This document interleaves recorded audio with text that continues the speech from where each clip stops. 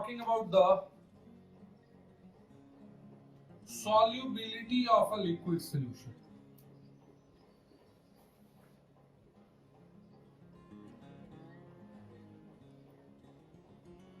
एक liquid solution की solubility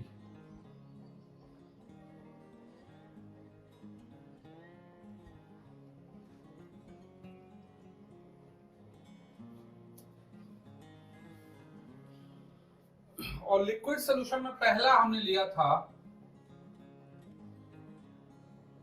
solid liquid solution.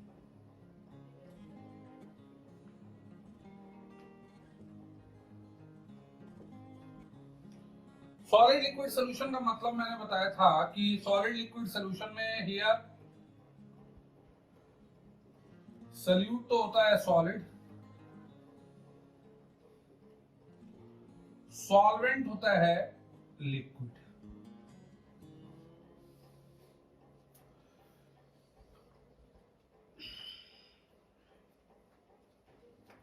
मान लो एक सॉलिड है ए बी,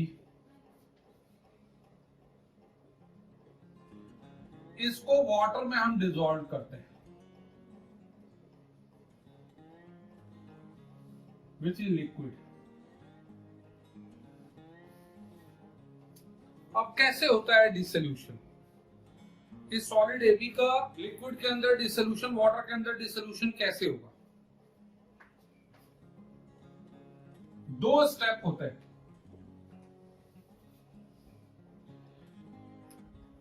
पहले स्टेप में जैसे ही ए बी सॉलिड को लिक्विड में डालोगे उसका लैटिस ब्रेक होगा और उसमें जो पाए जाने वाले कॉन्स्टिट्यूएंट एटम्स हैं या कॉन्स्टिट्यूएंट आयंस हैं वो फ्री हो जाएंगे और ए बी जो पहले सॉलिड स्टेट में हुआ करता था ये अपने आयंस में टूट गया। आयंस फ्री हो गए मतलब they become gaseous. Her ion free हो गया, हर एटम फ्री हो गया मतलब दे बिकम गैसियस। कैसे ये आयन फ्री होंगे? By breaking the lattice. इस लैटिस को ब्रेक करने में एनर्जी एब्जॉर्ब होती है और लैटिस को ब्रेक करने में जो भी एनर्जी में चेंजेस हुए उसको हम बोलते हैं लैटिस एंथैल्पी। इसका साइन प्लस होता है क्योंकि एनर्जी एब्जॉर्ब होती है।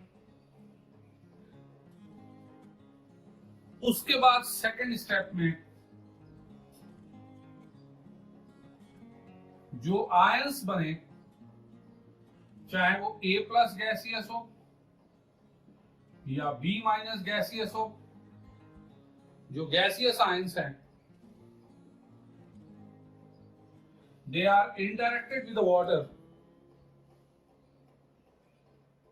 and they turn into A plus aqueous और B minus aqueous। इस फिनोमिनन को बोलते हैं hydration. That's called hydration.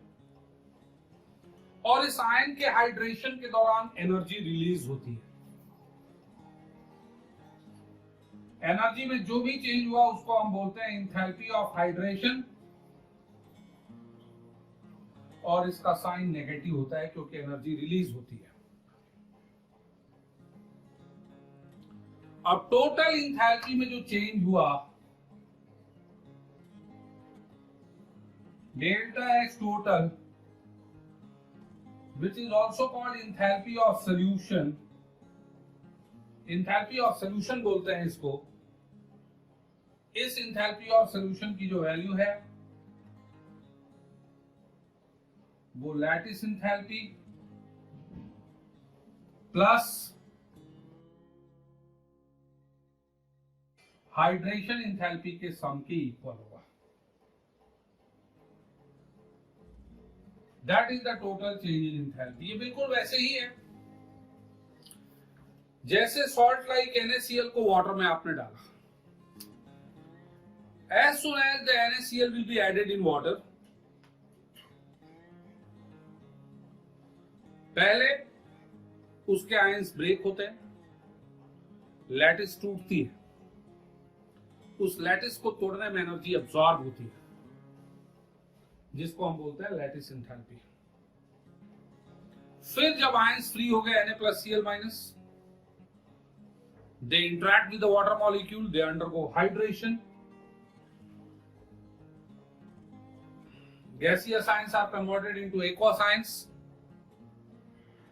The process is called hydration, और इस हाइड्रेशन के दौरान एनर्जी इवॉल्व होती है, जिसको हम बोलते हैं एंथैल्पी ऑफ हाइड्रेशन। जो टोटल एंथैल्पी में चेंज हुआ वो दोनों के सम के इक्वल होता है।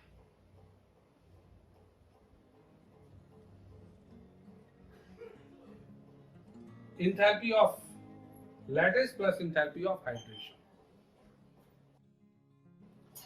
जनरली सब्सटेंस सॉल्युबल तभी होता है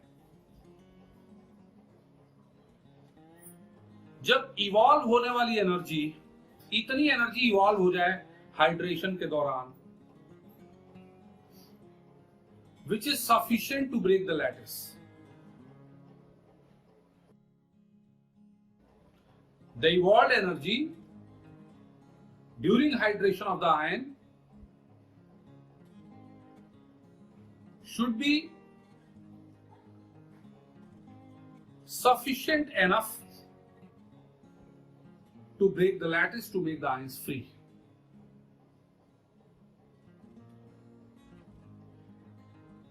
Then only, in most of the cases, the solid becomes soluble.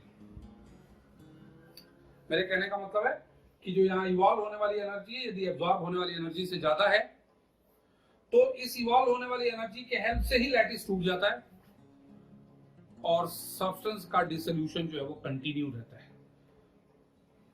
Am I clear? That's the meaning. अब इसमें एक चीज और मैं बता देता हूं कि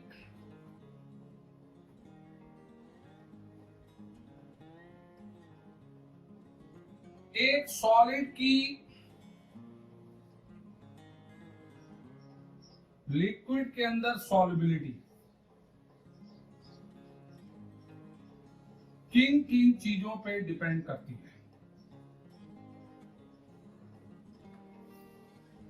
Factors affecting solubility of a solid in a liquid.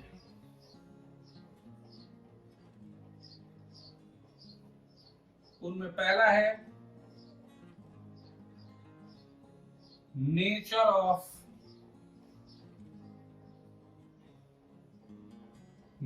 The substances.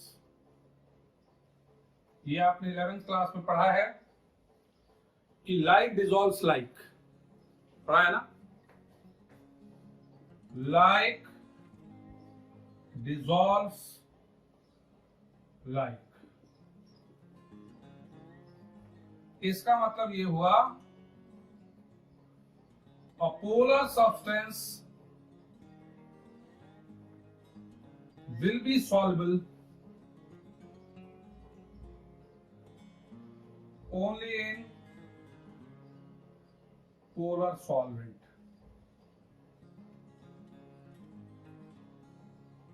and vice versa।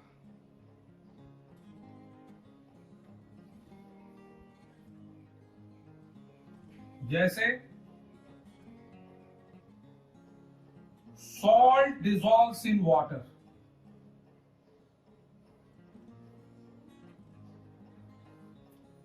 Salt जो है वो पानी में घुल जाता है क्योंकि सॉल्ट भी पोलर है, पानी भी पोलर है। लेकिन इसी सॉल्ट को आप केरोसिन में डिसॉल्व करो तो डिसॉल्व नहीं होगा। Do you know why? क्योंकि सॉल्ट पोलर है और केरोसिन नॉन पोलर है।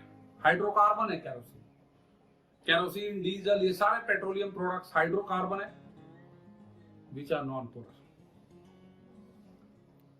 तो एक सॉलिड की लिक्विड के अंदर सॉल्युबिलिटी को अफेक्ट करने वाला जो पहला फैक्टर है वो है उन दोनों सब्सटेंस का नेचर।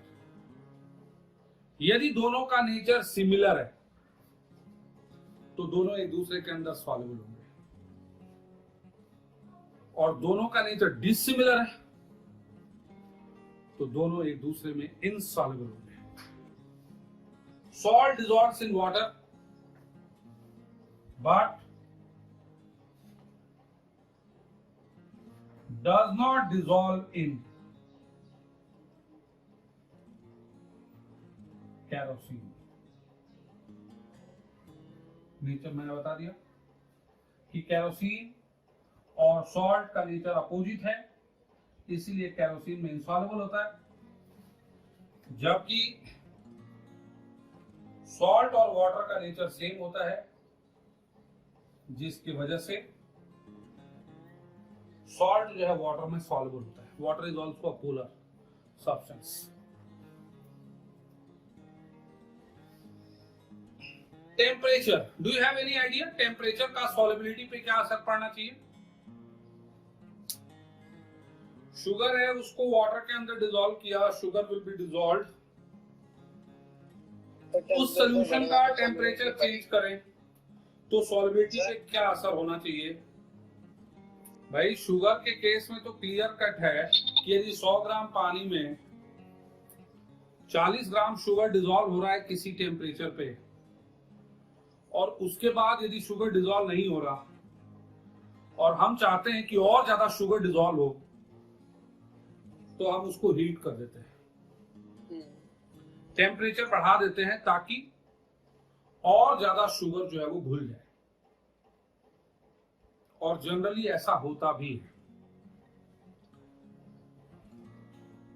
टेम्परेचर बढ़ाने पे जनरली सॉल्युबिलिटी बढ़ती है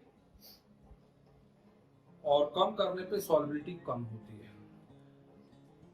in most of the cases it happens. इसलिए जनरली लोगों के दिमाग में ये माइंडसेट डेवलप हो जाता है कि ऐसा हमेशा होता है कि टेम्परेचर बढ़ाओ तो सॉल्युबिलिटी बढ़ेगी, टेम्परेचर कम करो तो सॉल्युबिलिटी कम होगी।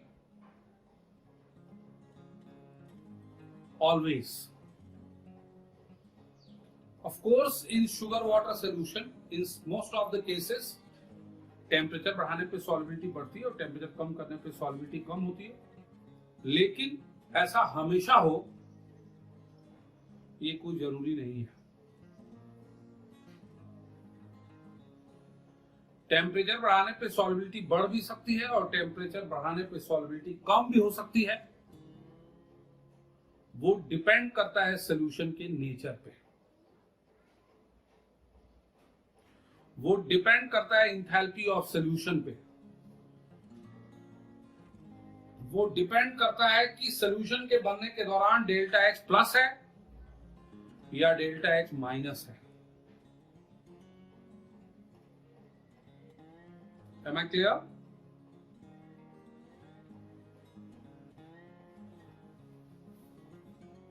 मैं समझाने की कोशिश करता हूं।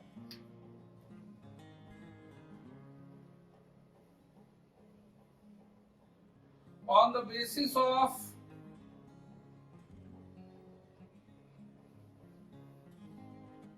enthalpy of solution, माने डेल्टा एच सोल्यूशन की वैल्यू के बेसिस पे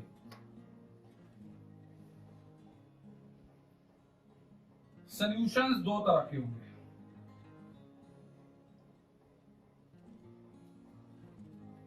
कुछ होंगे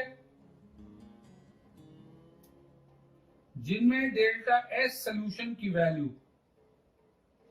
प्लस होगी,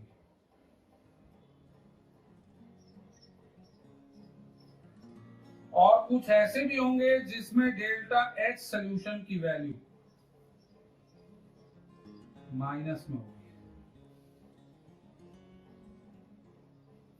माने यहां जो प्रोसेस है वो एंडोथर्मिक है और यहां पे सॉल्यूशन बनने की जो प्रोसेस है वो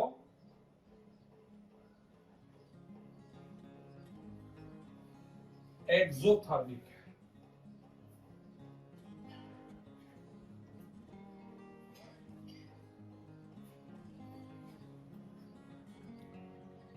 अंडरस्टैंड? सॉलिड को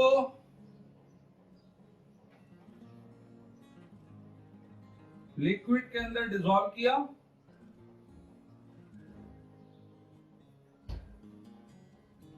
सॉल्यूशन बना, delta H is positive. Solid को लिक्विड के अंदर डिसॉल्व किया, सॉल्यूशन बना, डेल्टा एच इज नेगेटिव।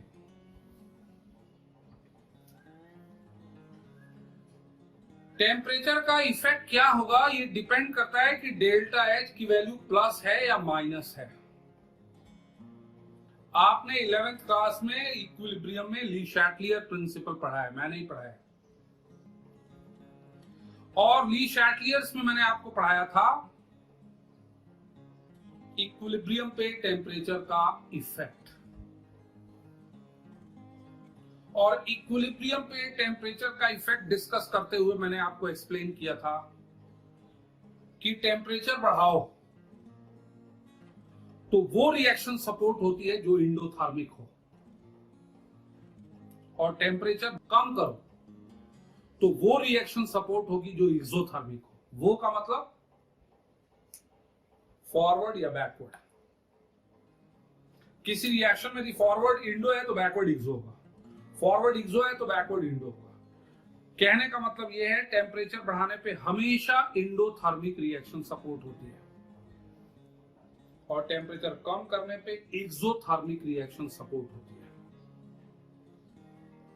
यहां डेल्टा एच प्लस है, यहां डेल्टा एच माइनस है। यदि आप देख रहे हो यहां फॉरवर्ड इंडो है, इंडो हीट एब्जॉर्ब, यहां फॉरवर्ड एक्सो है। यदि ऐसे सॉल्यूशन का मैं टेम्परेचर बढ़ाऊं तो फॉरवर्ड रिएक्शन की रेट बढ़ेगी, more and more solid will be dissolved in liquid. Forward में यही तो हो रहा है कि इस रिएक्शन में सॉलिड लिक्विड में डिसॉल्व हो रहा है टू फॉर्म सॉल्यूशन। ऐसे रिएक्शन का, ऐसे सॉल्यूशन का यदि आप टेम्परेचर बढ़ाते हो तो चूंकि टेम्परेचर बढ़ा रहे हैं तो इंडोथर्मिक रिएक्शन सपोर्ट होगी। यहां फॉरवर्ड इंडोथर्मिक रिएक्शन है, more and more solid will become soluble into liquid and therefore solubility will increase, solubility बढ़ेगी।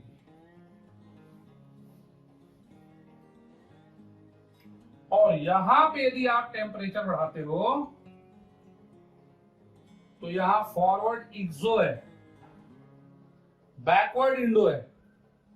यदि आप ऐसे सॉल्यूशन का टेम्परेचर बढ़ाओगे तो यहां बैकवर्ड रिएक्शन सपोर्ट होगा।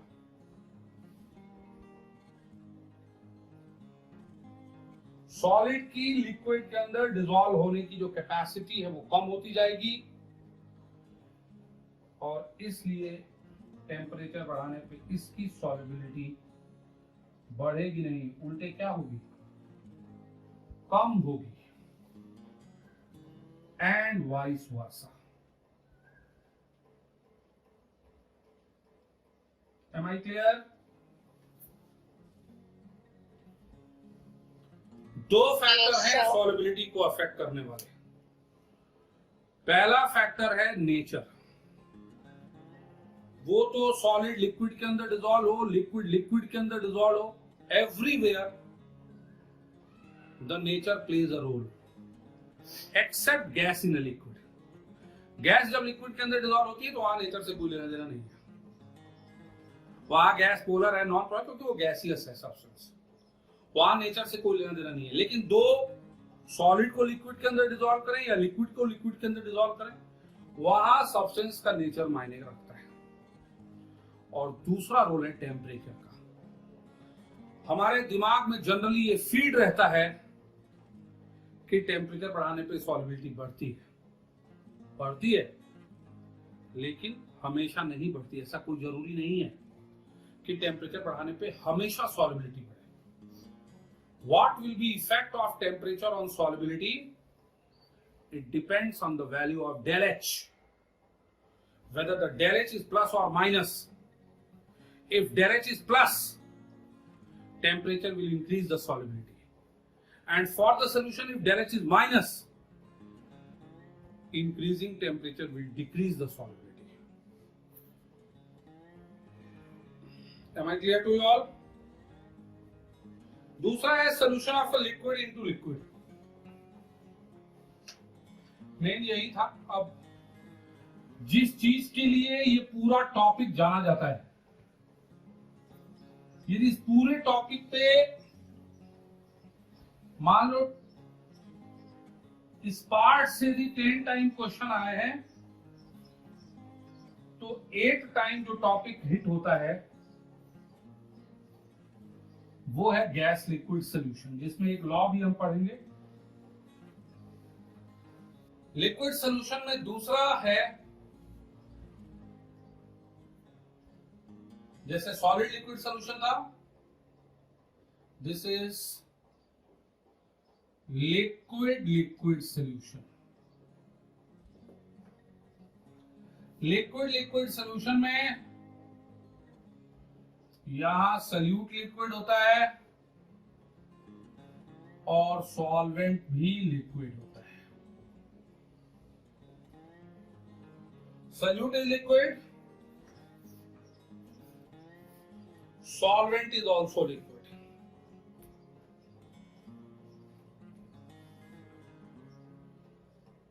When a liquid is dissolved into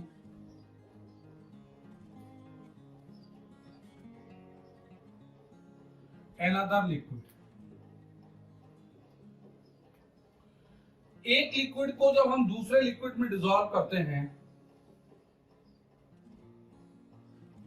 there are 3 possibilities.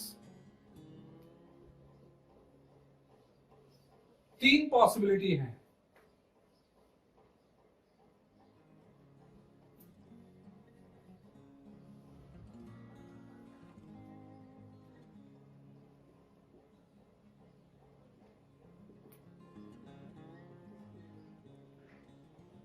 तीन पॉसिबिलिटी है रिगार्डिंग देयर मिसिबिलिटी.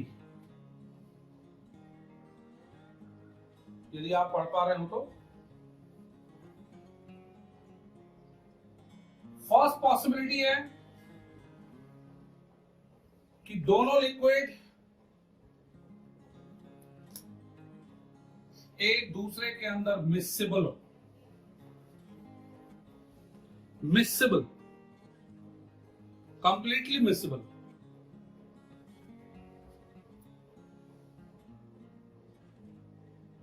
दूसरी पॉसिबिलिटी,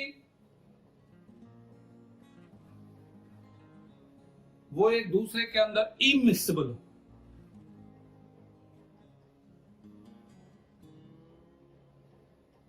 और तीसरी पॉसिबिलिटी, वो एक दूसरे के अंदर पार्शियली मिसिबल हो.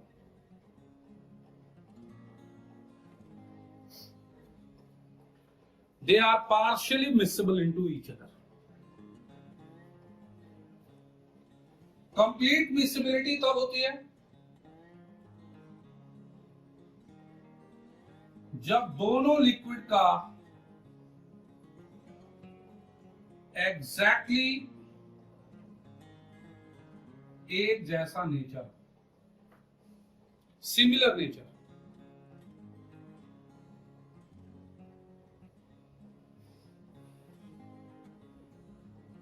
इमिसिबल तब होगा, मतलब वो एक दूसरे के अंदर घुलेंगे नहीं, वो तब होगा जब नेचर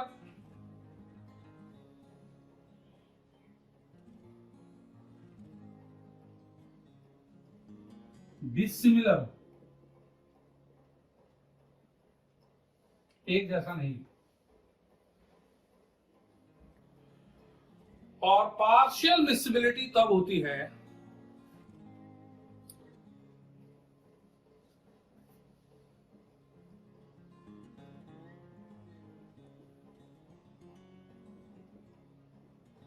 जब उनके नेचर में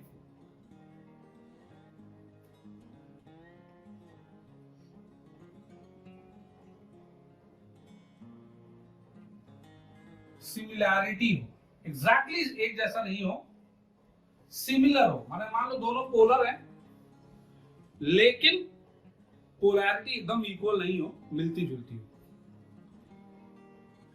जैसे वाटर के अंदर कार्बोक्सिलिक एसिड जो है वो कंप्लीटली मिक्सेबल होता है, अल्कोहल भी कंप्लीटली मिक्सेबल होता है, क्योंकि वाटर और अल्कोहल की पोलैरिटी मैच करती है। लेकिन उसी वाटर में एल्डिहाइड ज्यादा मिक्सेबल नहीं होते, होते हैं कम होते हैं, क्योंकि हैं दोनों पोलर, लेकिन एल्डिहाइड की पोलैरिटी वाटर के कंपैरिजन में कम होती है, they are not of same polarity, इसलिए दे आर पार्शियली मिक्सेबल। अब पोलैरिटी कम होती जाएगी तो सॉल्युबिलिटी भी कम होती जाएगी, और मान लो नॉन पोलर ही हो गया तो नेचर अपोजिट हो गया, वो इमिसिबल हो जाएगा। You must be getting. अब वही दूसरी चीज, ये तो बिल्कुल वैसे ही है जैसा पिछले टॉपिक में था, factors affecting solubility of a liquid solution.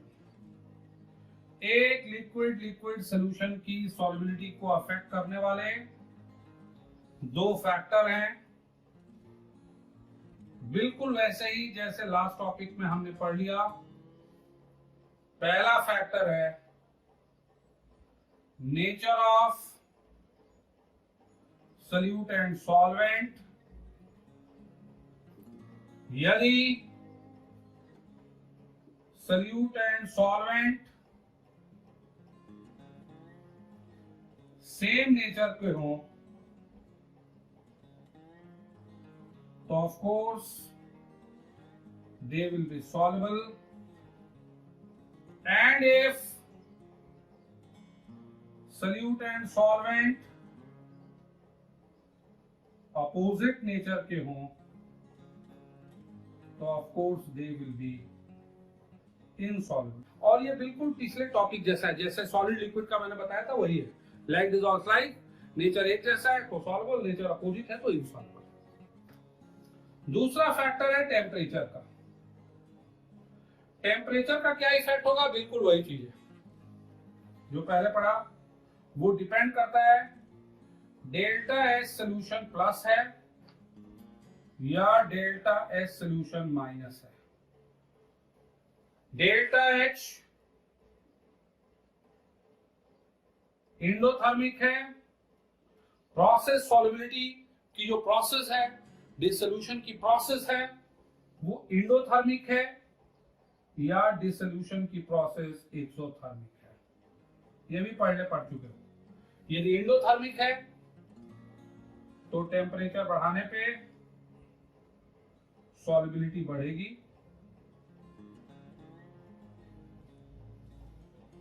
And vice वर्सा, पढ़ चुके हो पहले।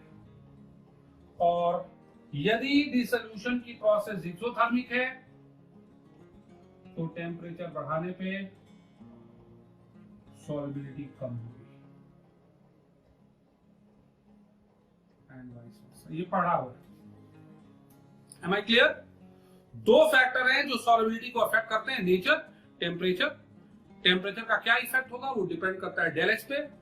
डेल्टा एच यदि प्लस है तो टेम्परेचर बढ़ाने पे सॉल्युबिलिटी बढ़ेगी, और डेल्टा एच यदि माइनस है तो टेम्परेचर बढ़ाने पे सॉल्युबिलिटी कम होगी, पहले भी पढ़ चुके हैं। This is about liquid solution. And third liquid solution is the most important, that is gas liquid solution, which we will do in tomorrow's class, next class.